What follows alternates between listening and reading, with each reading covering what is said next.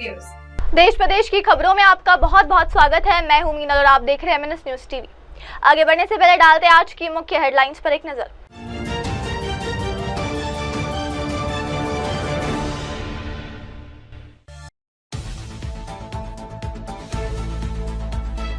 भारत के radio man Ram Singh बौद्ध के नाम दर्ज हुआ अनोखा गिनीज वर्ल्ड रिकॉर्ड। पूर्वोत्तर समेत इन राज्यों में बारिश का अनुमान, आज के मौसम का जाने हाल। सीएम रेखा गुप्ता ने केदारनाथ मंदिर में की पूजा अर्चना, देश और दिल्ली के विकास की कामना की। और अब खबरें विस्तार से। तकनीक के इस युग में जहां टीवी और डिजिटल मीडिया का बोलबाला है, वहीं एक शख्स ऐसा भी है जिसने रेडियो से अपने प्रेम को कभी कम नहीं होने दिया। ये शख्स है राम सिंह बौद्ध, जिन्हें अब भारत के रेडियो मैन के नाम से पहचाना जाता है। राम सिंह बौद्ध ने अपना पूरा जीवन रेडियो के इकट्ठा करने, सुरक्षित करने और उनसे जुड़ी धरोहर को जीवित रखने में समर्पित किया है। उनके इसी जुनून ने उन्हें गिनीज वर्ल्ड रिकॉर्ड दिलाया। फरवरी 2024 में आधिकारिक तौर पर राम सिंह के पास 1257 रेडियो थे, जो विश्व स्तर पर एक अनोखा संग्रह माना गया। उनके संग्रह में 1920 से लेकर 2010 तक के दुर्लभ और ऐतिहासिक रेडियो शामिल है। इनमें सबसे खास है वो रेडियो मॉडल जिन्हें रेडियो तकनीक के जनक गुलियर्मो मार्कोनी ने डिजाइन किया था।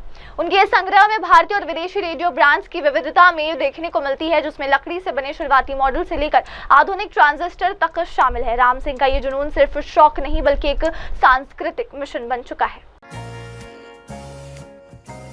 मैंने रेडियो कलेक्शन में अपनी ज़िंदगी के 10 साल लगाए हैं। मेरा नाम राम सिंह बौद्ध है। मैं रेडियो मैन हूँ। मेरे पास 1257 डिफरेंट प्रकार के रेडियो हैं, जिसे Guinness book of world record द्वारा भी प्रमाणित किया गया है।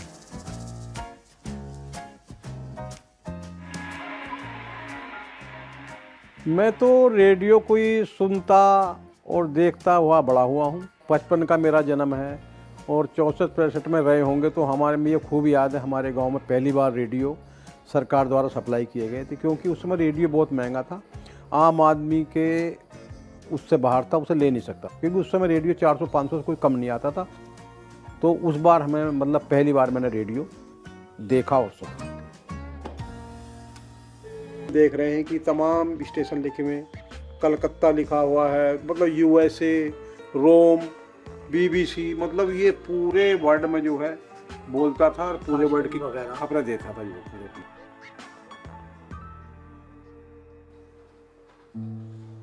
ऐसा है, रेडियो कलेक्शन करना भी एक चुनौती है, क्योंकि कहीं दुकान पर तो मिल नहीं रही। कहीं जितने बड़े बड़े शहर हैं वहाँ पर बाजार लगते हैं पुराने सामान के, वहाँ रेडियो उपलब्ध हो जाता है। स्वयं देखकर परख कर ही लाना पड़ता है। मेरी मेहनत है, पैसा है, समय है, तीनों चीज़ इसमें लगते हैं। ये हॉस्टल के वाल होते थे, पुराने हॉस्टल के वाल की इसकी गैंग थी। लोग बाग मेरी एक मजाक सी बना रहे थे, भाई ये तू क्या करना आया यहाँ पे, जो घूमना आया है, रेडियो इकट्ठे करना आया। पहले घर वाले भी, मैं बताऊँ, वो कहते थे अच्छी सर्विस है तुम्हारी, सब बात है, लेकिन तुम ऐसा काम कर रहे हो, नाराज होते थे।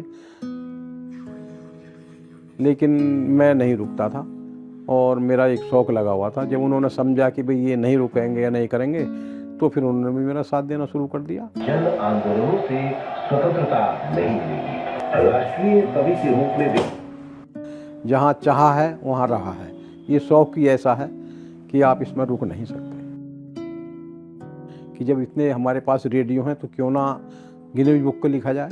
तो मैंने उन्हें लिखा रात को, फिर मेरे जो मेल पर लिखा कि आप गिनीज बुक वर्ल्ड रिकॉर्ड के परिवार में शामिल हो गए, इसलिए आपको बधाई है। तो मुझे बहुत अच्छा लगा। फिर मैंने अपने परिवार को बताया तो इन्हें बहुत अच्छा लगा। और मेरे कलेक्शन को माननीय नरेंद्र मोदी प्रधानमंत्री जी ने भी मन की बात कार्यक्रम की 107वीं कड़ी में उल्लेख किया है। मैंने ये महसूस किया कि जो मैं मेहनत कर रहा था वो गलत नहीं थी। आज मैं उस मुकाम पर पहुंच गया।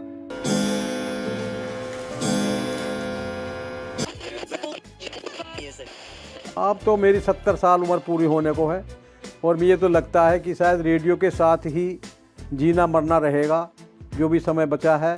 और मैं अब भी लगातार निरंतर रेडियो कलेक्शन कर ही रहा हूँ और करता रहूँगा और इस जो कलेक्शन को आगे बढ़ाता रहूँगा।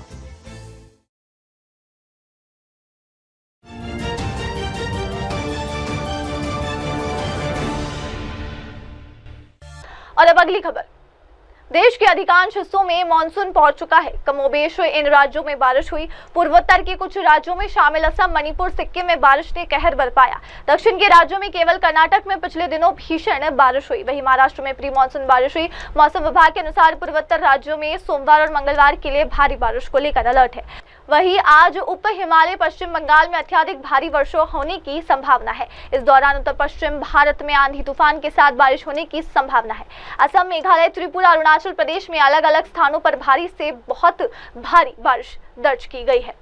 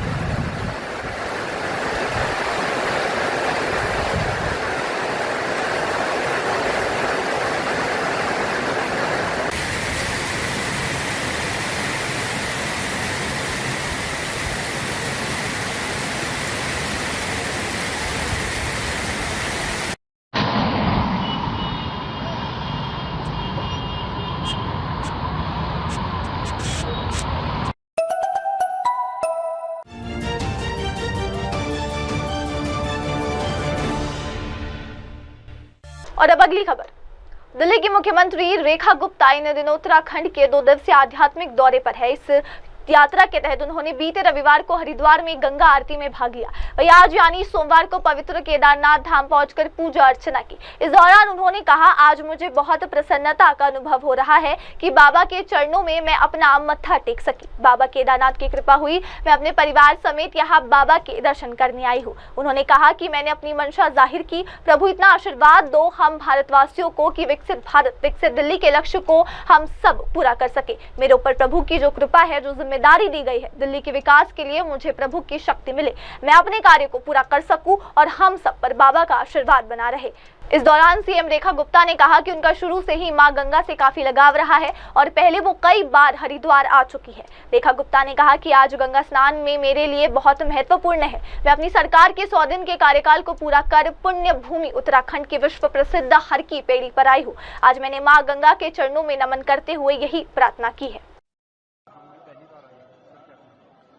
आज बहुत ही प्रसन्नता का अनुभव हो रहा है कि बाबा के चरणों में मैं अपना माथा टेक सकी।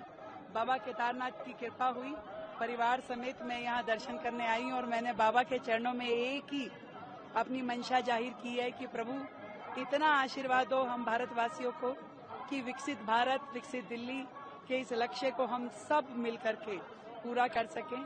और मेरे ऊपर तो जो प्रभु की कृपा है, जो जिम्मेदारी मुझे दी है दिल्ली के विकास के लिए, दिल्ली के लोगों की खुशहाली के लिए, मुझे प्रभु की शक्ति मिले और मैं अपने कार्य में पूरी मेहनत के साथ, पूरी शिद्दत के साथ में दिल्ली के निवासियों की सेवा कर सकूं और हम सब के ऊपर बाबा का आशीर्वाद बना रहे, देश आगे बढ़े, दिल्ली आगे बढ़े और सभी जन खुश रहें, समृद्धि हो और हर परिवार में उनका आशीर्वाद छाया रहे।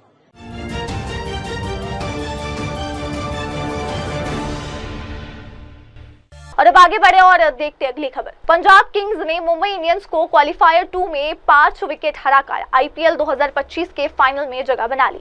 अब पंजाब किंग्स 3 जून को रॉयल चैलेंजर्स बेंगलुरु के साथ अहमदाबाद के नरेंद्र मोदी स्टेडियम में इंडियन प्रीमियर लीग के 18वें सीजन का फाइनल खेलते हुई नजर आएगी।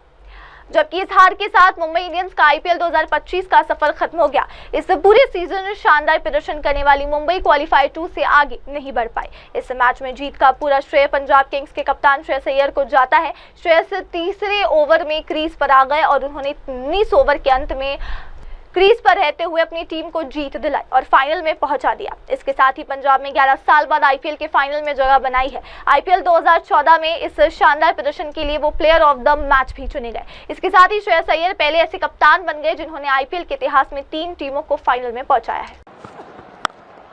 That's high. It's long. It's a massive 6. Oh, what a shot. What a shot. Free hit.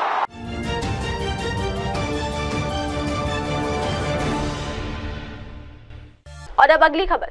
Nagpur शहर के कलमना थाना क्षेत्र के कुख्यात अपराधी सागर उर्फ बाबा ओम प्रकाश यादव को महाराष्ट्र प्रतिबंधात्मक अधिनियम के तहत 1 साल के लिए जेल भेज दिया गया है। पुलिस कमिश्नर द्वारा मंजूरी मिलने के बाद आरोपी को येरवेड़ा जेल रवाना किया गया। सागर उर्फ बाबा यादव के खिलाफ हत्या की कोशिश, मारपीट, जान से मारने की धमकी और अवैध हथियार रखने जैसे कई संगीन मामले दर्ज है। कलमना पुलिस ने उसकी बढ़ती आपराधिक गतिविधियों को देखते हुए एमपीडीए के तहत कार्रवाई का प्रस्ताव तैयार किया है। नागपुर शहर के पुलिस आयुक्त ने इस प्रस्ताव को मंजूरी देते हुए एमपीडीए की धारा के तहत आरोपी को 1 साल के लिए हिरासत में रखने का आदेश जारी किया। इस कार्रवाई के तहत कलमना पुलिस स्टेशन की डिटेक्शन ब्रांच ने बब्बा यादव को नागपुर ग्रामीण क्षेत्र से गिरफ्तार किया। मेडिकल जांच के बाद उसे नागपुर के केंद्रीय कारागृह में दाखिल किया गया है।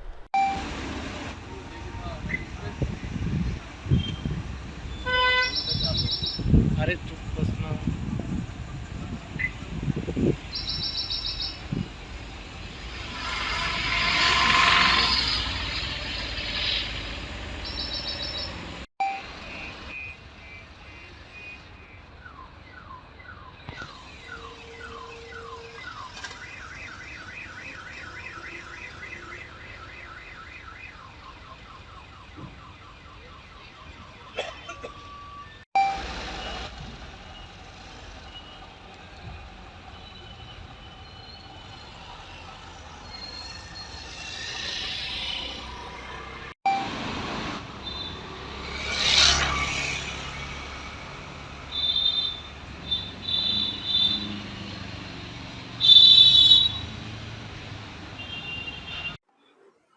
हमारे माननीय पुलिस आयुक्त डॉक्टर श्री रविंद्र कुमार सिंघल सर, इन्होंने हमें टाइम पे आदेशित किया है कि रिकॉर्ड पर की जो आरोपी है उनको कंटिन्यूअसली चेक करना है, उन पे चेक रहना चाहिए और उन पे कठोर प्रतिबंधित कार्रवाई की जाए। उसके तहत हमारे पुलिस स्टेशन कलमना थाना हद्दी में रहने वाला रिकॉर्ड पर का आरोपी सागर उर्फ बब्बा यादव, इसके खिलाफ मागिल पिछले 4-5 सालों में खून, अटेम्प्ट टू मर्डर, मारहान, वेपन पास में रखना, इस तरह के कठोर और सीरियस ऑफेंसेस रजिस्टर थे। उसके तहत उसके खिलाफ एमपीडीए कायदे के अंतर्गत कार्रवाई के लिए हमने प्रस्ताव भेजा था। माननीय पुलिस आयुक्त साहब ने कल उसको प्रस्ताव को मान्यता देते हुए उसको 1 साल के लिए एमपीडीए कायदे अंतर्गत स्थानबद्ध किया है। उसके तहत हमने उसको ताबे में लेके उसको जेल दाखिल किया है।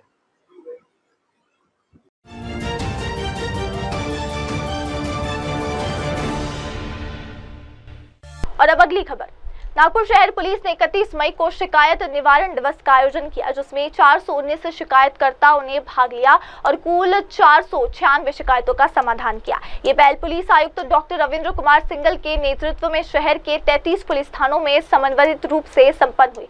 सर्किल 5 में सर्वाधिक 150 शिकायतों पर कार्रवाई की गई। इस दिन 4 एफआईआर दर्ज की गई, 12 असंज्ञ अपराध दर्ज हुए, जबकि 9 प्रस्तावित एफआईआर प्रक्रिया दर्ज हुई है। धंतोली थाने में नगर सेवकों से क्षेत्रीय समस्याओं पर चर्चा हुई और बेलत रोडी थाने में शिकायत निवारण बोर्ड की शुरुआत की गई। अब हर शनिवार को सुबह 11 बजे से 1 बजे तक शिकायत निवारण दिवस आयोजित किया जाएगा।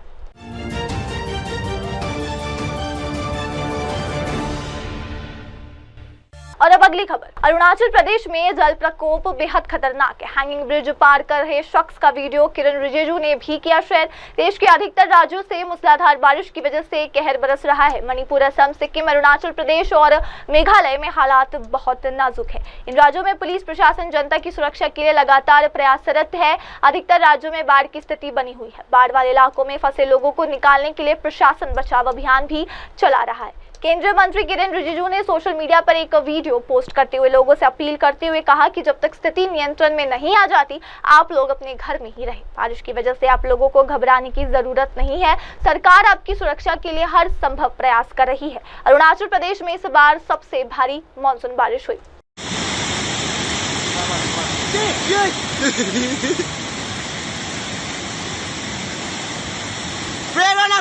जोर से पकड़ो, जोर से।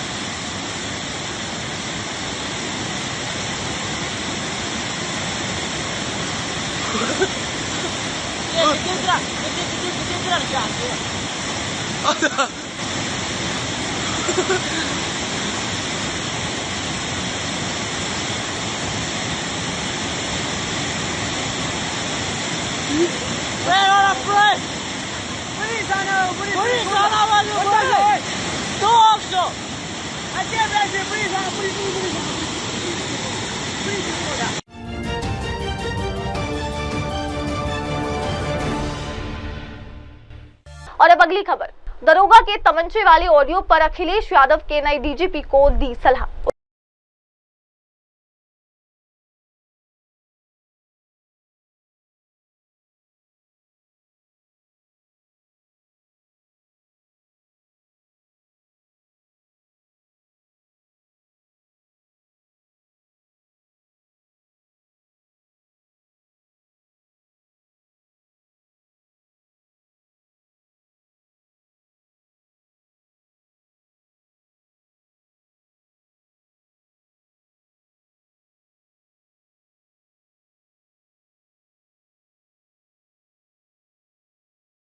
अमेठी की मुसाफिर खाना कोतवाली में तैनात दरोगा हेमनारायण सिंह का एक ऑडियो सामने आया है।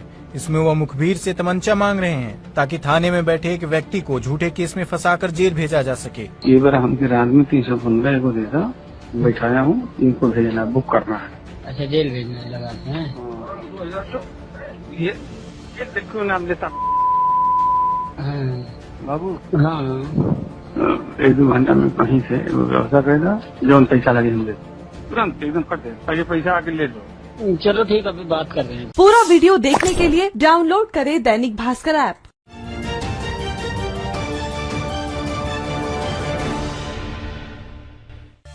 और अब अगली खबर। विदर्भ की संत नगरी शेगांव से आज श्री गजानन महाराज संस्थान की पालकी पंढरपुर के लिए भजनी, डंडी, गज और अश्व के साथ भव्य उत्साह में रवाना हुई। ये पालकी परंपरा का 56वां वर्ष है। करीब 700 वारकरी विठोबा रुक्मणी विठल के सघोष के साथ 2 महीने में 1275 किलोमीटर की पदयात्रा पूरी करेंगे। ये यात्रा श्री क्षेत्र पंढरपुर की ओर 725 किलोमीटर और वहां से वापस शेगांव की 550 किलोमीटर की है। इस धार्मिक यात्रा की शुरुआत श्री क्षेत्र नागजारी स्थित संत गोमाजी महाराज संस्थान में महाप्रसाद के साथ हुई। पहला पड़ाव अकोला जिले के पारस में रहेगा। वापसी यात्रा 10 जुलाई को प्रारंभ होगी और 31 जुलाई को शेगांव में समाप्त होगी। पालकी यात्रा के दौरान रास्ते में आने वाले गांव में हजारों श्रद्धालु श्री की विदाई के लिए एकत्र हुए। नगर में देशमुख बगीचे में वारकरियों को चाय और नाश्ता दिया गया। पालकी के अनुशासन, स्वच्छता और भक्तिभाव के लिए पंढरपुर में इसका विशेष सम्मान है।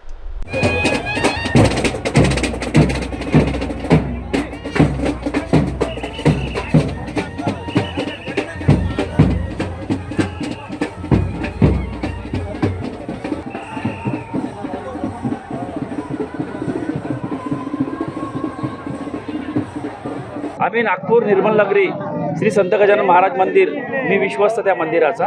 आम्ही प्रत्येक वर्षी नेहमीप्रमाणे जी वारी असते त्या वारीला आम्ही सार करायला प्रत्येक वर्षी येत असतो। गावाच्या वेशीपर्यंत आम्ही येत असतो आणि या पालखीचं महत्त्व असं आहे की या पालखीमध्ये सर्व भाव, समभाव, सर्व धर्म, सर्व जाती पंथाचे बंधू एकत्र येतात, गुरुमाऊली येतात आणि खूप मोठ्या आनंदाने, उत्साहाने हा सोहळा खूप आनंद घेतात आणि माऊली प्रत्येक भक्तांवर प्रसन्न होते हे सर्वांना माहीत आहे। जय गजानन, श्री गजानन।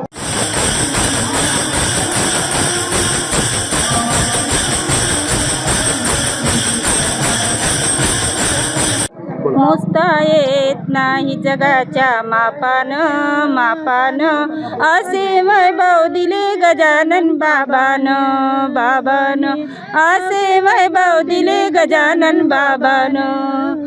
पेढा नाही बर्फी नाही नाही साखर, पेढा नाही बर्फी नाही नाही साखर, गजाननाच्या पुण्याईनं मिळेल भाकर, गजाननाच्या पुण्याईनं मिळेल भाकर.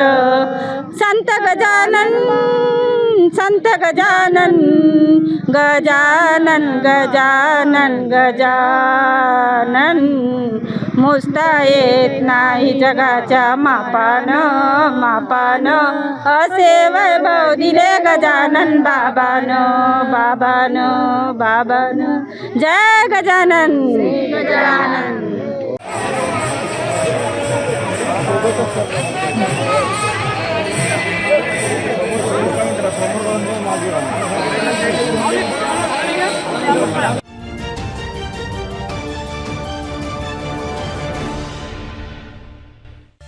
और अब अगली खबर। कामठी विधानसभा क्षेत्र के अंतर्गत नागपुर ग्रामीण तहसील के उड़केश्वर नरसाला स्थित चंद्रभागा नगर में नागरिकों की विभिन्न मांगों और ज्ञापनों को लेकर एक जनसंवाद कार्यक्रम का आयोजन किया गया। इस अवसर पर स्थानीय नागरिकों से संवाद कर उनकी समस्याएं सुनी गई और कई मुद्दों पर संबंधित विभागों को त्वरित कार्रवाई के निर्देश दिए गए। कार्यक्रम के दौरान पात्र लाभार्थियों को पट्टे और राशन कार्ड वितरित किए गए। इसके साथ ही नागरिकों ने नई सड़क निर्माण, आवास योजनाएं, पेयजल समस्याएं, स्वास्थ्य सेवाएं, बिजली आपूर्ति, खेल, सांस्कृतिक और धार्मिक सुविधाएं, नगर, नागपुर महानगर पालिका और नागपुर सुधार ट्रस्ट से जुड़े मुद्दों सहित कई विषयों पर ज्ञापन सौंपे। सभी ज्ञापनों को सकारात्मक रूप से स्वीकार करते हुए संबंधित विभागों को शीघ्र समाधान हेतु निर्देशित किया गया। इस अवसर पर जिले के कई प्रमुख पदाधिकारी और जनप्रतिनिधि उपस्थित रहे, जिनमें भाजपा के जिले महासचिव अनिल निधान, कामठी विधानसभा चुनाव प्रमुख अजय बोधारे, भाजपा ओबीसी मोर्चा के प्रदेश उपाध्यक्ष डी सोनटक्के, हुड़केश्वर मंडल अध्यक्ष बालू गोडमारे अन्य शामिल थे। इसके अतिरिक्त चंद्रशेखर राउत, किशोर रेवतकर, योगेश मडावी और अन्य शासकीय अधिकारी, कार्यकर्ता और स्थानीय नागरिकों की उपस्थिति रही। ये जनसंपर्क कार्यक्रम नागरिकों से सीधा संवाद स्थापित करने और उनकी समस्याएं के त्वरित समाधान की दिशा में एक महत्वपूर्ण प्रयास माना जा रहा है। आपल्या उपविभागीय अधिकारी सौरंगपती यांनी आणि आमच्या संपूर्ण शासनाच्या वतीने हुडकेश्वर नरसाळा या भागामध्ये जो जनसंवाद या ठिकाणी कार्यक्रम आयोजित केला, या कार्यक्रमाला उपस्थित आपले अनिल निदानजी, अजय बुडारेजी, भगवान मेंढेजी, देवराव सोनटक्केजी, प्रीतीताई मानमोळे, योगेशजी मळावी, पूजाताई धांडे, लीलाताई हातीबेड, विद्याताई मळावी, स्वातीताई आखातकर, आपल्या वंदना सौरंगपते, एडीओ बाबासाहेब केळे, तहसीलदार श्री कंकाळे, सहाय्यक आयुक्त श्री हिंगे, तहसीलदार कमलजी हातीबेग, सुनीलजी कोळे, भोजराजजी घोळमारे, अजयजी हातीबेग, चंद्रशेखरजी राऊत, किशोरजी रेवतकर, संगीताताई इंगोले, मनोजजी लक्षणे, या ठिकाणी उपस्थित सर्वच अधिकारी बंधू भगिनी,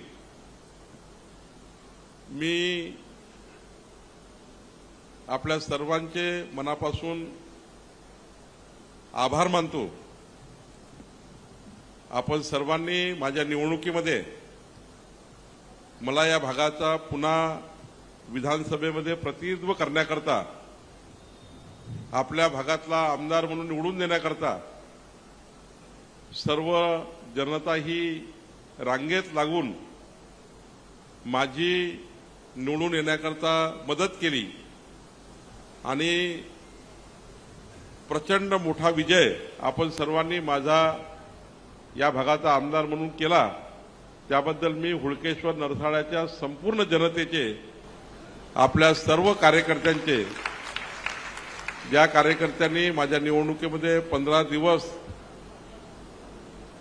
रात्रंदिवस फिरू एक एक मत जमा केलं, त्या सर्व कार्यकर्त्यांचे, व्यासपीठावरच्या सर्व नेत्यांचे, बसलेल्या समोरच्या सर्व कार्यकर्त्यांचे मनापासून आभार मानतो।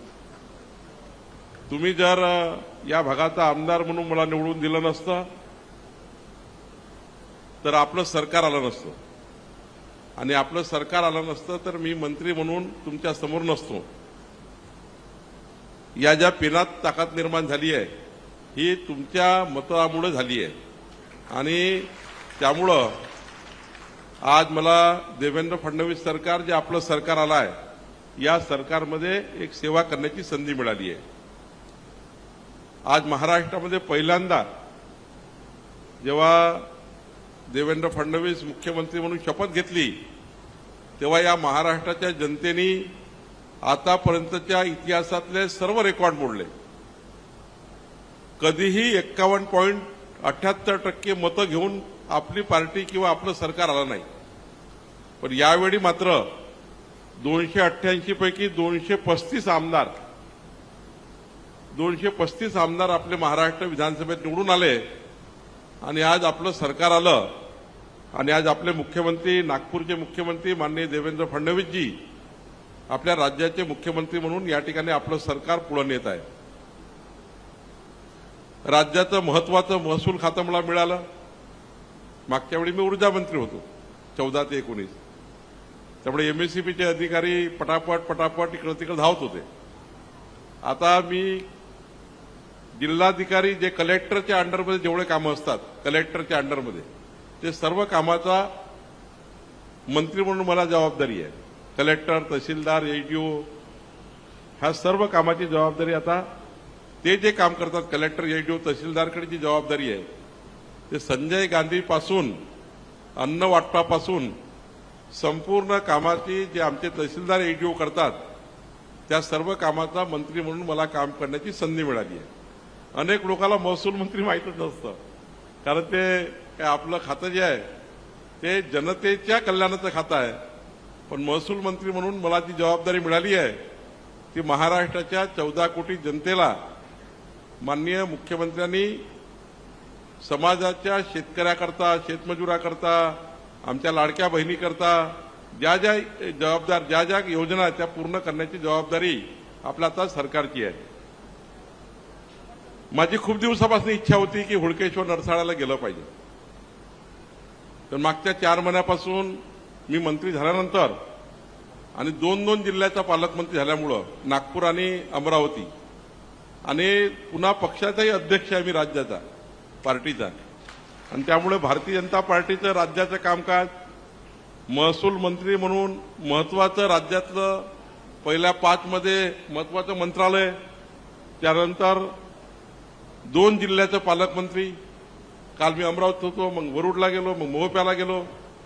सकाळी 6 पासून दिवस सुरू केला, रात्री 1 ला संपला तरी दिवस संपत नाही. दिवसाचे 48 तास केले तरी काम पूर्ण होणार नाही. एवढं कामकाज आपल्याला या ठिकाणी करावं लागतं आहे आणि ही जबाबदारी तुमच्यामुळे मिळाली आहे.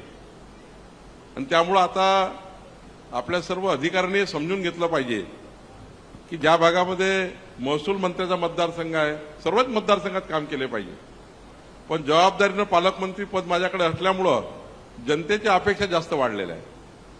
एखाद्या वेळी साधा आमदार म्हणून काम केलं असतं तर जनतेच्या अपेक्षा एवढ्या नसत्या. पण आपल्या भागाचा मंत्री आहे, आपल्या भागाचा आमदार पालकमंत्री आहे आणि आपलं काम होत नाही. हा जो जनतेच्या मनातली जो राग असतो तो राग जास्त मोठा असतो. विधानसभा सदस्य म्हणून एखाद्या वेळी आपला आमदार आहेत, मी 15 वर्ष आमदार होतो पण सरकार नव्हतं तेव्हा मी लोक मला समजून घ्यायचे की बाबा आपला आमदार आहे पण आपलं सरकार नाही आहे त्यामुळं कमी जास्त झालं तरी मला सांभाळून घेतलं जनतेने. पण आता जनतेला हे सांगू शकत नाही आपण. आणि त्यामुळं माझी विनंती आहे, सर्व अधिकाऱ्यांना सूचना आहे की महानगरपालिकेच्या सर्व अधिकाऱ्यांनी आरोग्य, शिक्षण, स्वच्छता, दिवाबत्ती, बेसिक जे कामं आहेत. आता मला हे लोकांना सांगावं लागतं की कचरा गाडी येत नाही. 512 ऍप्लिकेशन आल्या. आता 512 ऍप्लिकेशन का आल्या? जर आपले व्यासपीठावरचे खालचे अधिकारी याने विचार केला असता की पालकमंत्र्याचा जनसंवाद होण्यापूर्वी आम्ही सर्व अधिकारी आपापला विभाग घेऊन आपापल्या वार्डात जाऊ आणि या नरसाळा हुडकेश्वर मधल्या सर्व सोसायटीवाल्याशी बसू, तुमच्या समस्या काय, तर माझ्याकडे एकही अर्ज आला नसता. तुम्ही सर्वांनी विचार केला की आम्ही जर या हुडकेश्वर नरसाळ्याला फिरलो आणि सोसायटी वाईज बैठक घेतल्या, वॉर्ड वाईज बैठक घेतल्या एकही व्यक्ती मला भेटायला येणार नाही, इतकं काम तुम्ही करू शकता. पण आपल्याला अधिकाऱ्याला कधी वाटलंच नाही की पालकमंत्री जनसंवाद घेतील, तिथे लोक येतील, 512 अर्ज आपल्या विरुद्ध येतील. हे 512 अर्जापैकी कुठल्या कुठल्या खात्याचे किती अर्ज आहे मला माहिती आहे, कोण काय बोललं हे मला माहिती आहे. कारण मला 15 वर्षापासून या ठिकाणी प्रत्येक घरन-घर, गल्लीने गल्ली माहीत झाली आहे. आणि त्यामुळं आता अधिकाऱ्यांनी हा विचार केला पाहिजे की 512 ऍप्लिकेशन आपल्या खात्याबद्दल येतात, महानगरपालिकेबद्दल येतात, NIT बद्दल येतात. आणि असे जर असेल तर जनतेने जायचं कुठं? आणि म्हणून आजपासून सर्व अधिकाऱ्यांनी हा विचार केला पाहिजे. जर पालकमंत्री आपल्याला सर्व अधिकाऱ्यांच्या मदतीला नेहमी कधी ना कधी कुठल्या ना कुठल्या कामात आपण कर्मचाऱ्यांना मदत करतो, अधिकाऱ्यांना मदत करतो, तर आपण विशेष बाब म्हणून लक्ष दिलं पाहिजे की पालकमंत्र्यांच्या मतदारसंघामधला जनता आपली तक्रार करणार नाही याची काळजी आपण स्वतः सर्व अधिकाऱ्यांनी घेतली तर पुढच्या वेळी जेव्हा मी जनसंवाद घेईल, ज्या दिवशी एकही अर्ज पालकमंत्र्याकडे येणार नाही, आपल्या आमदाराकडे येणार नाही, त्या दिवशी सर्वात चांगला दिवस, तो दिवस माझ्याकरता सर्वात चांगला दिवस. एकही माणूस भेटायला आला नाही. का गरज आहे एवढं लोकांना आपापले कामधंदे सोडून दिवसभर थांबले? तुम्हाला आज रविवारी सुट्टी आहे, रविवारच्या सुट्टीचा दिवस तुमचा गेला. हाच जर तुम्ही विचार केला असता की प्रत्येक शुक्रवारी शनिवारी मी सर्व अधिकाऱ्यांना सूचना देतो की आपण जनसंवाद करा लोकांशी. आमच्या ADOनी चांगलं काम सुरू केलं आहे, तहसीलदारनी, की जनसंवाद सुरू केला आहे. संवादामध्ये जनतेचे प्रश्न सुटतात. जो अधिकारी संवाद करतो, जो अधिकारी प्रवास करतो, त्यांच्याविरुद्ध कधीच तक्रार येत नाही. पण ऑफिसमध्ये बसून कागदी घोडे चालवणारे अधिकारी, तुम्ही 4 दिवस ऑफिसला बसा ना, पण 2 दिवस जनतेमध्ये जा, काय जनतेचं म्हणणं आहे. आता आम्ही 4 दिवस मंत्रालयात राहतो, सोमवार, मंगळवार, बुधवार, गुरुवार. पण शुक्रवारी मला महाराष्ट्रातल्या कुठल्या जिल्ह्यात जावं लागतं, शनिवारी अमरावतीत जावं लागतं, रविवारी नागपुरात राहावं लागतं. तर मी जर जनतेमध्ये जाणार नाही, जनतेच्या मनात सरकारबद्दल काय आहे, जनतेच्या मनात आपल्या सरकारबद्दल काय विचार आहे, हा कळणारच नाही. आणि त्यामुळं आता मी 512 ज्या तक्रारी दिल्या आहेत त्या तक्रारी तुम्हाला विभागवाईज पाठवतो. हे सर्व प्रश्न, एकही प्रश्न न सुटणारा नाही आहे मला भेटलेला, सभी प्रश्न सुटणे वाले आहे.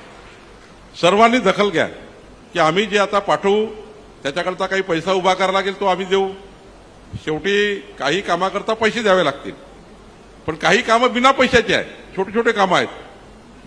तर जे जे काही विद्युतला पैसे लागतील, लाईटला पैसे लागतील, पाण्याला पैसे लागतील, त्या पैशाची योजना मी करणार आहे. पण आलेले पैसे योग्य पद्धतीने खर्च केले पाहिजे. आपल्या वरच्या सर्व कार्यकर्त्यांनी लक्ष दिलं पाहिजे, नेत्यांनी लक्ष दिलं पाहिजे की आता 50-50 कोटी रुपये द्यायचे आणि त्या ठिकाणी त्या कंत्राटदारांनी पैसे खाऊन टाकायचे, कॉन्ट्रॅक्टरनी पैसे खायचे आणि लोकांनी बोंबलत बसायचं. कारण एकदा रस्ता मंजूर केला, एकदा काम मंजूर झालं, काम पूर्ण झालं की 5 वर्ष खर्च करता येत नाही पुन्हा त्या कामावर, ऑलरेडी त्या कामावर पैसे खर्च झाले. त्यामुळं आता याच्यानंतर हे लक्षात ठेवा सर्व अधिकाऱ्यांनी की पालकमंत्र्याच्या जनसंवादमध्ये एकही माणूस नाही गेला पाहिजे. एकटा पालकमंत्री बसला आणि कोणी विचारत नाही, कार्यकर्ते फिरून आले गोल गोल, पण कोणी जनताच आली नाही. हा दिवस तुम्ही या हुडकेश्वर अडथळ्याला आणला पाहिजे अशी आपल्याकडनं मला अपेक्षा आहे.